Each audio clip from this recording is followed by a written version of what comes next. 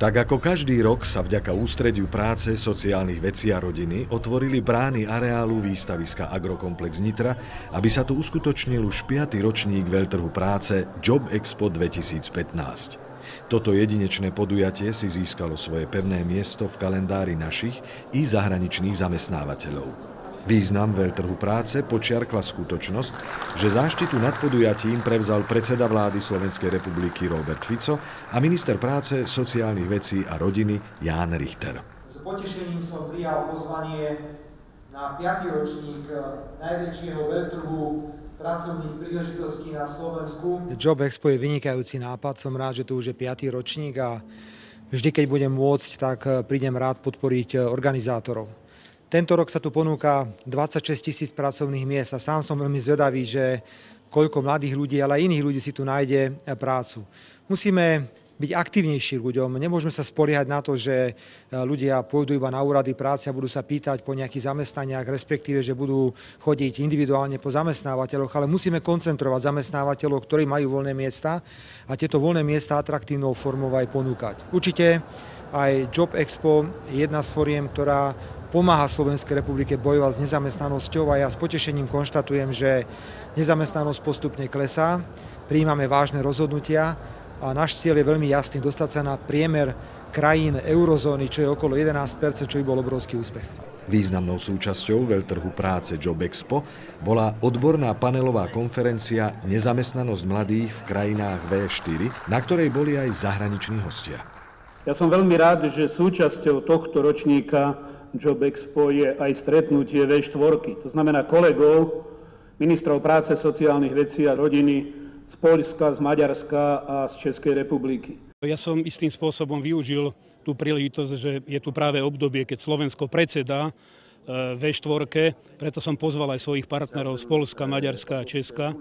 Včera sme mali pracovné rokovania, dnes v reálnej praxi, to znamená tu v Nitre na výstavisku, s konkrétnymi zamestnávateľmi sme mali možnosť hovoriť, ale čo je dôležité, mali sme aj ambíciu naplniť jednu z priorít, ktoré si Slovenská republika vytýčila pre predsedníctvo V4, a to je zvýšenie zamestnanosti. K tomu je potrebná aj výmena skúseností. A myslím si, že tá výmena skúseností, hlavne čo sa týka jednotlivých projektov a úspešných projektov pri zamestnávaní mladých, je veľmi dôležitá. Prichádza chvíľa urobiť všetko preto, aby sme zastavili tzv. Únik mozgov. Ústredie práce, sociálnych vecí a rodiny realizuje množstvo opatrení, aby pomohlo zamestnávateľom ako kľúčovým hráčom na trhu práce. Ja si myslím, že podujatie je veľmi dobré. My v podstate vždy v našom stánku aj po minulé roky sme mali veľmi veľa návštevníkov, takže aj keď je nás tu 8, tak máme čo robiť, aby sme všetkým ľuďom vlastne vyhoveli. Ale myslím, že podujatie je veľmi dobré, čo sa týka návštevnosti. Ľudia majú záujem o to, aj o náš portál ISTPSK, čomu som rád.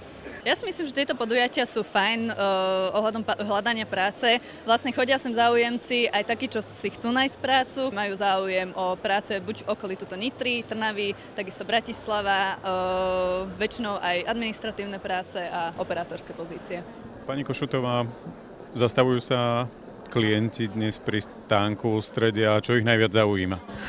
Zastavujú sa vo veľkom počte, sme boli sami prekvapení, majú záujem o informácie ohľadne aj voľných pracovných miest, ohľadne jednotlivých nástrojov, predovšetkým príspevku na podnikanie, informácie ohľadne voľných pracovných miest a informácie naozaj o všetkých možnostiach, ktoré úrady práce poskytujú. Mali sme prípady, kedy sa pýtali, ako získať príspevok na pomoc hmotnej núdzi, prípadne iné príspevky aj sociálneho charakteru.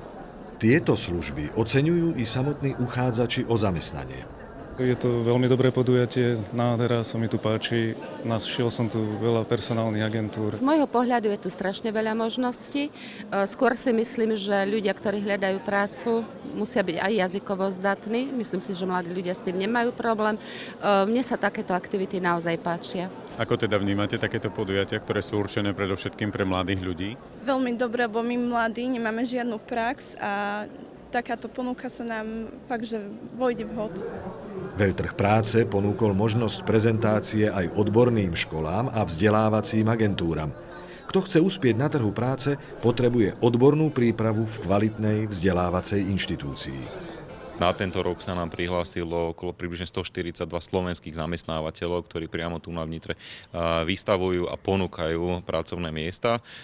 Ponúkajú ich viac ako 8,5 tisíca pracovných miest a ďalších 23 zamestnávateľov zo zahraničia, z Európskej únie, ktorí prišli sem do Nitry na to, aby mohli ponúkať viac ako 2,5 tisíca pracovných miest v rámci celej Európy a realizovať priamo výberové konania tu na mieste. Plus ešte v rámci našich partnerov z portálov a z siete EURES ponúkame viac ako 26 tisíc pracovných miest, ktoré tu nám môžu záujemcovia o novú prácu nájsť, môžu ich vidieť a v prípade 10 tisíc pracovných miest môžu absolvovať aj priamo tu na mieste výberové konania. Počas 2 dní trvania doteraz najväčšieho veľtrhu práce ho navštívilo viac ako 44 tisíc návštevníkov. Prezentovalo sa tu 143 slovenských a 31 zahraničných vystavovateľov. Veľtrh práce Job Expo 2015 dokázal, že riešenie zamestnanosti patrí v súčasnosti k najvyšším spoločenským prioritám.